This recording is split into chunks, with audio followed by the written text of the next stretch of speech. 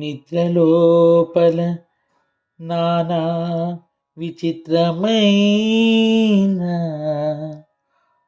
మాయ రూపంబులనుగాంచి మేలుకొన్న నొక్కటియులేని చందాన నొప్పు జగము కల్పనాతీత యోగాత్మ కేవలాత్మ.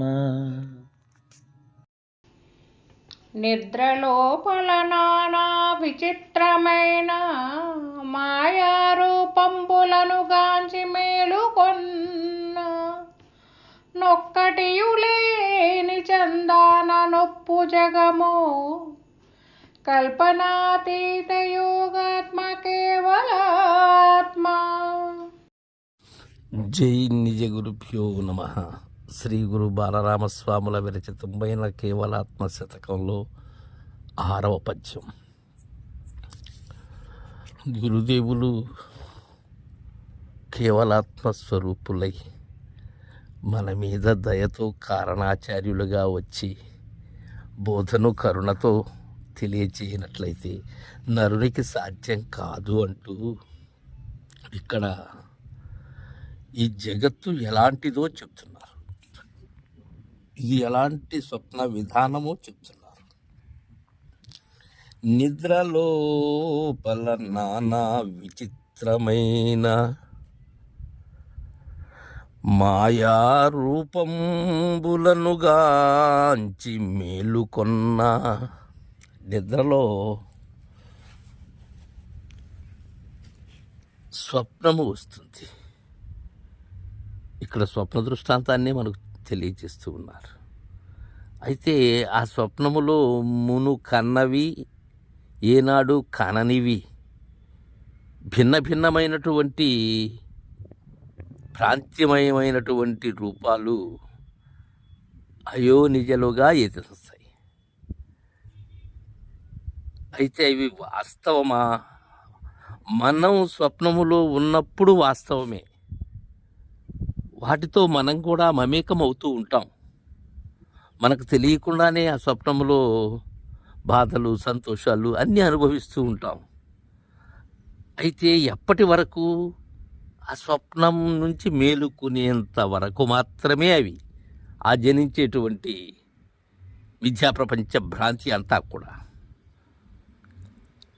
నిద్రలోపల నానా విచిత్రమైన మాయా రూపంబులనుగాంచి. అవి ఏమి రూపాలు? దేనికి ప్రతిరూపాలు? అవి మాయకు ప్రతిరూపాలు, లేని రూపములవి.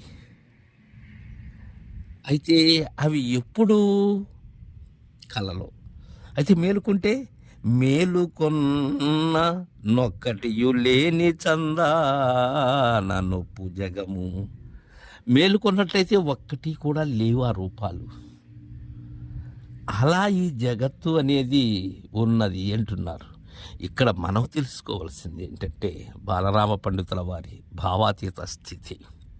మనందరం కూడా ఆ నిద్రలోనే ఆ స్వప్నంలోనే ఉన్నాం. మేలుకోవలసినది ఈ మేల్క, జాగ్రత్తను మేలుకోవాలి. ఆ జాగ్రత్తను మేల్కొల్ప చేసినటువంటి వారే గురుదేవులు. నిద్రలో వచ్చేటువంటి స్వప్నం కాదు మేలుకోవలసింది. అది ఎలానూ మేలుకుంటున్నాం. ఈ మనకు ఈ దృశ్య ప్రపంచము ఏదైతే ఉన్నదో నాతో సహా ఇది స్వప్నములో ఉన్నది, స్వప్నానందాన్ని పొందుతూ ఉన్నది. ఇది దీనిని మేల్కొల్ప చేసినటువంటి వారు గురు మహారాజులు. అంతేకాని ఆకల కాదు. ఇక్కడ మేల్కొనవలసినది ఏంటి? నీకు ఏదైతే పంచతన్మాత్రలతో నిన్ను భ్రమింపచేస్తూ ఉన్నదో ఇది నిజమైన కళ. ఈ కళని మేల్కొన్నట్లయితే వారు కారణాత్ములు, వారు కేవలాత్ములు. ఈ కళ అంత సులభంగా మేల్కోవటం సాధ్యం కాదు గురు కరుణతో తప్ప, దివ్యమైనటువంటి సద్గురు కృపతో తప్ప.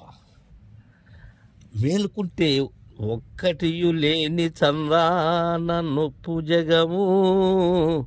ఒక్కటి కూడా కల మేల్కొన్నట్లయితే కళ ఎలా లేదో కళ్ళ అవుతున్నదో తద్విధానంగా నీకు కాన వస్తూ ఉన్న దృశ్యము సమస్తము కూడా అదృశ్యమయ్యేటువంటి మేల్క అది సంజ్ఞ. నేనుండగానే నేను లేనటువంటి మేల్కది. ఈ జగత్తు అలా ఒప్పుతూ ఉన్నది అని తెలియజేస్తున్నారు.